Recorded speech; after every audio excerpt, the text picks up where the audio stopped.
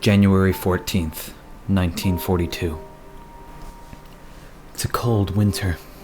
Snow falls outside, the crisp, cool air fills the beautiful landscape of the Russian land. My name is Dimtri Afanasy. I work as a researcher at the Soviet Biological Warfare Lab known as Vector State Research Center of Virology and Biotechnology. In Vector, we test multiple biological and chemical weapons including smallpox, Marburg virus, and anthrax. We are going to test another chemical starting today, an unknown substance created in our labs, so it was referred to as MV0024. This is a liquid chemical. It tastes, looks, and feels like water. What MV0024 is supposed to do is turn the enemy into a slave, make it do what it only is told to. In the lab, we have 10 captured Nazi spies. They were informed that if they did what they were told, they would be freed. Every day at 10 p.m., we will give each subject a 7-ounce glass of MV0024. The subjects believe it's regular water.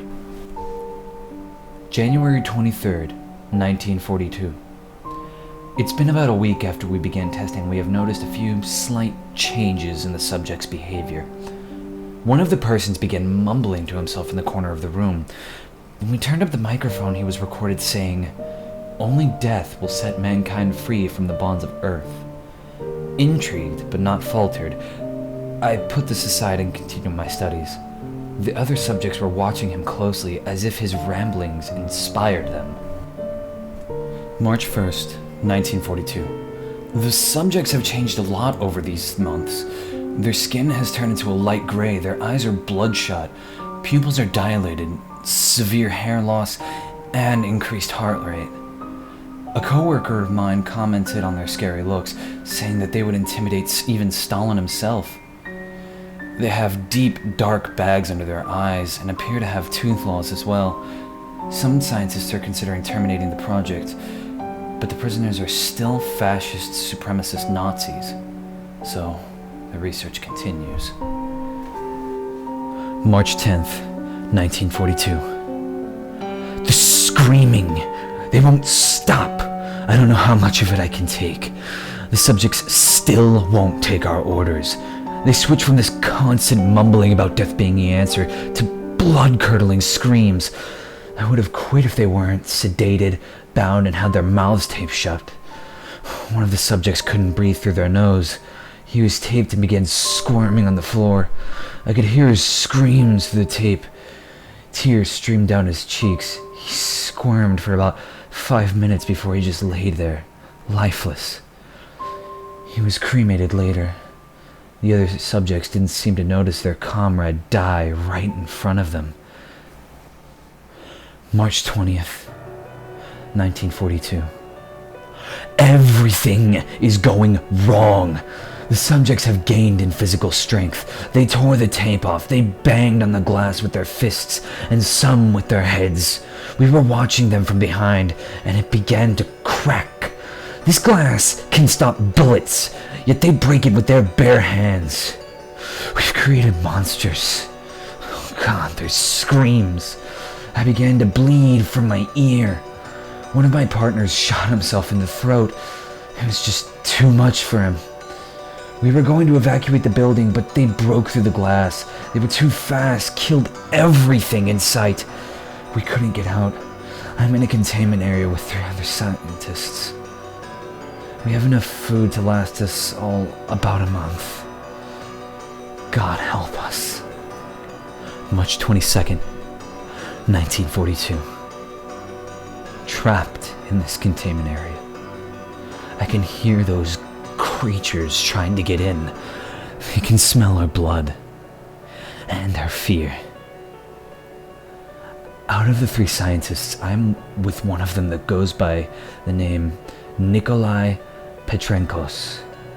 He's 53 years old. He has 4 children and a wife. His youngest child's birthday is today. Happy birthday, Aaron Petrenkos. The next scientist is Ariana Benedict. She's 43 years old. Her only child died in war at 26. so she devoted her life to helping her country. And the last scientist's name is Penkarti Oksana. He has no children, no wife, no family at all. He is the last of his family line. When he dies, so does the Oksana name. This is all just too depressing. It's only been 2 days since the subject escaped, and I fear that I already may go insane.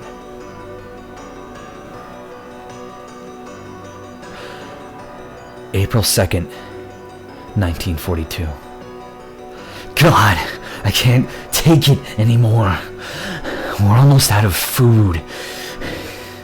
I'm gonna make a break for it. I'll try to fight my way out. I have a revolver and a blade. If you find this notebook, you know what might be out there. These things can't be stopped. If I don't survive, then you must know that their bite is contagious and they have developed amazing strength. Do not let them out. If they get out of this lab, they may infect the entire world. And all they want is death. They want everyone dead. May God be on my side. Goodbye. November 9th, 2011. Nathan Callahan, United States Intelligence Retriever, 3rd class. Turns out they're smarter than we thought. I figured maybe I could outwit them. I was wrong. They're smarter than the average human.